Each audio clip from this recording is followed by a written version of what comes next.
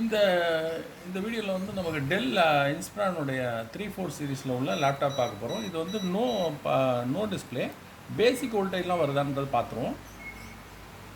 3.3 வருது, 5 வோல்ட் வருது, RTC CMOS battery 3.3 வருது. ரைட், இப்போ நெக்ஸ்ட் வந்து இது பவர் ஆன் பண்ணி பார்ப்போம். ஸோ சுவிட்சுக்கு வோல்டேஜ் வரணும். சுவிட்சுக்கு வோல்டேஜ் வந்து நமக்கு 3.3 வரணும், வருது. இதை நான் ட்ரிகர் பண்ணுறேன். ட்ரிகர் பண்ணால் லைட் எரியுது, சரிங்களா?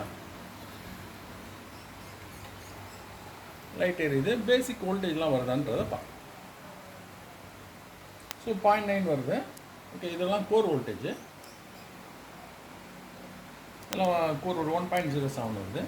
அதுக்கப்புறம் 0.8 1.05 வோல்டேஜ், லிட்டில் பிட் லோ இருக்குது. இது வருது. நம்ம ஸ்கீமேட்டிக்லையும் பார்க்கலாம். இதை வருது. அடுத்தது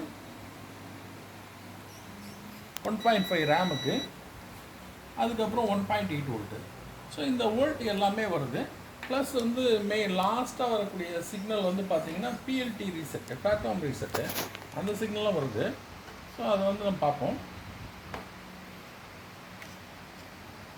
ஸோ பிளாட்ஃபார்ம் ரீசெட் வந்து பார்த்திங்கன்னா 22வது பின்னு. ஸ்கீமேட்டிக்கில் பிளாட்ஃபார்ம் ரீசெட் சிக்னலு பார்த்தீங்கன்னா 3.3 வருது. ஸோ ஆக்சுவலாக எனேபிள் ஆகிருக்கு. இந்த சிக்னல் தான் லாஸ்ட்டு சிக்னல். இதுக்கப்புறம் வந்து பயாஸ் தான் லோட் ஆகணும். ஸோ பயாஸ் வந்து நம்ம ஃப்ளாஷ் பண்ணி பார்க்கலாம், சரிங்களா? Okay, thank you.